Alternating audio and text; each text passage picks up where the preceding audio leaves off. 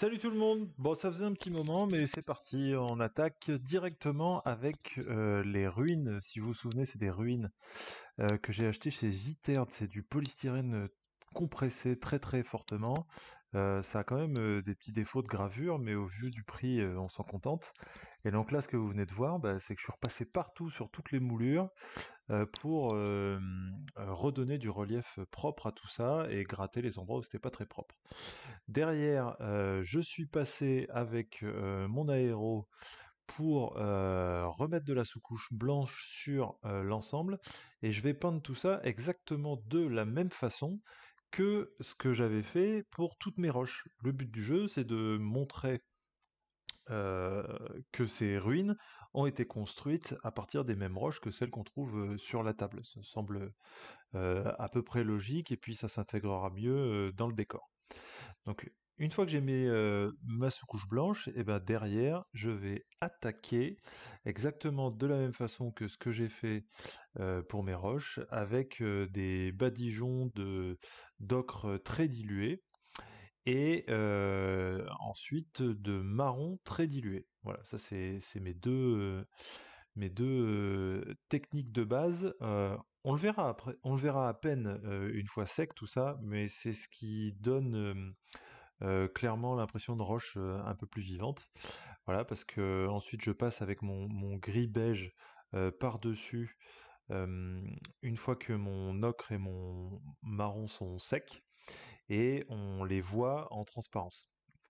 Donc c'est ce qui donne vraiment des teintes très très intéressantes. Enfin, en tout cas, moi j'aime beaucoup. Et je vais continuer à utiliser cette méthode parce que ça me plaît bien, probablement avec des variantes de couleurs en arrière-plan, mais ça donne un résultat que je trouve très convaincant. Voilà, j'enchaîne derrière, cette fois-ci avec mon gris foncé. Alors je vous cache pas que je me souviens plus exactement de la référence, mais elle est dans mes vidéos sur les roches, hein, j'ai pris exactement les mêmes couleurs. Donc gris foncé, mais cette fois-ci je commence à le localiser, j'arrête de badigeonner partout. Donc je vais en particulier partout où j'ai collé des gravats, parce que j'ai enrichi la ruine de base après avoir enlevé la mousse, j'ai rajouté du gravat un peu partout. Et je vais complètement dans les creux et partout où j'ai mes gravats, donc au sol et y compris en haut de mes ruines.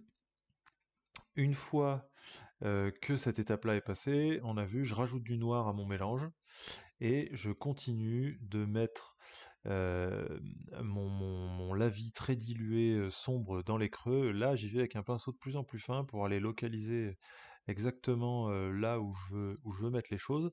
Donc le gros pinceau en mode bourrin, c'est vraiment au milieu des gravats pour que ça se répande bien, et le pinceau fin, c'est à la base de mes roches, et à la base de tout le reste. Derrière, je reprends la couleur du gris beige qui m'a servi juste après mon ocre et mon marron, et je passe en mode brossage à sec. Alors brossage à sec avec un gros pinceau à maquillage, et j'en ai un plus petit pour aller passer dans les creux où le pinceau à maquillage passe pas. Là, le but du jeu, c'est de rattraper les endroits où j'aurai de potentielles auréoles. Euh, et ça me permet d'uniformiser mon gris, ça cache les auréoles tout en continuant de conserver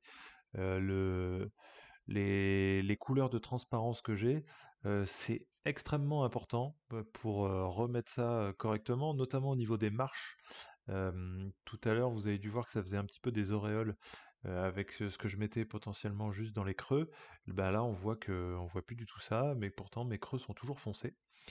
Et ensuite, une fois mon passage de beige fait, je vais carrément jusqu'au blanc et j'en mets sur les arêtes les plus proéminentes. Donc là, en photo, ça se voit bien plus qu'en vidéo parce que la définition est meilleure. Et vous voyez donc l'ocre et le marron qui ressortent derrière, et ma texture qui ressort euh, superbement, je devrais dire, sans trop me la raconter pour le coup. J'en profite pour remettre au propre le dessous du socle. Je fais mes bordures aussi. Et la couleur qui m'a servi au mélange, une fois sec, je retourne tout ça. Et la petite variante que je fais par rapport à la table, c'est que je mélange ma colle à boîte directement avec du marron. Euh, Comme ça, si jamais ma terre ne recouvre pas complètement bien à certains endroits, eh ben ça se verra pas. tout simplement. Et voilà ce que ça donne une fois tout ça mis en place. Alors j'en profite pour peindre en marron un peu plus foncé sur les bords de table pour avoir une couleur qui se rapproche plus de la terre que j'ai mis sur la table. Et ça permet aussi d'uniformiser un petit peu la chose. Et donc voilà ce que ça donne pour le moment. Pas mal du tout, en tout cas on en est très satisfait. Là, ce sont les dernières images que vous voyez de l'atelier avant que je me décide à le démonter entièrement. Voilà ma ruine en train de sécher et ma table de briscards à côté sur laquelle j'ai fait mes premiers tests d'herbe statique. Et là, bah, vous voyez ce que j'ai fait dans l'atelier. Quand je dis que je l'ai démonté, je l'ai vraiment démonté. Et j'ai attaqué l'isolation par le plafond en faisant des choses que j'ai jamais fait de ma vie, en mettant des suspensions, des fourrures, en enchaînant ensuite, voilà, j'ai mis ma laine de verre au plafond, mis mes plaques de placo après avoir loué un lève-plaque, donc tout ça c'est des Bon, choses que je connaissais pas. bah, ça avance petit à petit. Laine de verre posée et placo posé. Voilà. Bon, c'était des assemblages un peu bizarres vu que les poutres n'étaient pas toutes dans le même sens. Mais ça prend bonne forme. Ça prend bonne forme. Donc la prochaine étape, hop, c'est de s'occuper de ce sol là. Il va falloir faire un réagréage. D'autant plus que là où il y a mes pieds là, c'est quand même pas mal plus bas que le reste. Donc je sais pas si je vais rattraper le niveau complet, à la limite ça c'est pas très grave. Mais par contre il faut que ce soit lisse parce que j'ai des endroits genre ici, est-ce qu'il faut que je zoome un peu, tac, où ça fait quand même des grosses aspérités. Donc j'ai pas encore choisi le sol que je vais mettre derrière, mais ça va se ressentir à travers. Voilà, voilà. Donc, bah, prochaine étape, réagréage. Et après ce réagréage, eh ben, on va s'attaquer aux cloisons. Et un jour, bah, j'aurai mon bureau atelier terminé. Allez, salut! Allez, on continue les avancées sur l'atelier. Alors forcément, je montre le côté par lequel ça n'a pas avancé. Là, c'est déjà un peu mieux. J'ai dû montrer dans une vidéo plus tôt le plafond qui était terminé. Enfin, il faudra que je fasse les bornes et tout ça, mais je le ferai en même temps que le reste. Et là, je suis progressivement en train de mettre mes rails. Hop là. Voilà, pour après mettre ma laine de verre et visser mon placo. Je donne les explications au cas où je ne l'avais pas fait. Je vais dézoomer là. Hop là. Sur ce mur-là, on va avoir les vitrines avec les figurines. Hop, hop, hop, hop, hop, hop, hop. Ici, ce sera mon bureau informatique pour bosser. Et puis, j'en profiterai aussi pour faire mon montage ici. De ce côté-là, le plan de travail va continuer. En fait, il va être là. Tac, tac, tac, tac, tac, tac, tac, tac, tac, tac. Il va continuer ici. Il va continuer même dans cette niche. Et en fait, il y avait déjà une évacuation. Donc, je vais mettre ici un petit bloc aéro. Voilà. Ici, je vais reculer. J'ai déjà ma super chaise. Ici, ce sera une armoire. Enfin, ce sera des étagères fermées.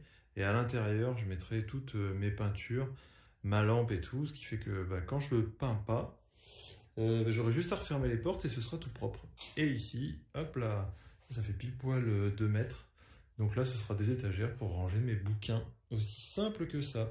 Ce qui va me laisser de ce côté-là, je pense, peu de place au sol. Parce que avec le bureau qui va faire ça, ça comme ça, et puis ça va continuer là. Donc ça sera juste assez pour circuler avec la chaise.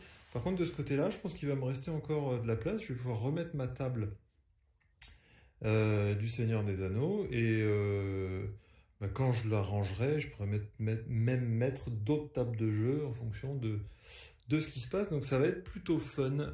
Et puis pour moi, ce sera déjà bien plus pratique de ne pas me peler l'hiver et de ne pas avoir trop chaud l'été. Et pour vous, ce sera quand même plus propre à regarder. Donc ce sera toujours ça de prix. Voilà, monsieur, dame. Allez, à bientôt. Salut. Ah oui, bah ça c'est la petite information complémentaire dont j'avais pas parlé jusqu'à maintenant. J'ai déjà une petite fille, j'en ai une autre qui est plus qu'en route, parce que vous voyez cette photo-là, mais elle arrive le mois prochain. Donc j'ai beaucoup de boulot en perspective, la table n'est toujours pas abandonnée. Elle arrive, elle est gentiment à l'abri. Allez, je vous dis à très bientôt. Les vidéos arriveront, toujours à mon rythme, mais c'est loin d'être abandonné. Allez, salut!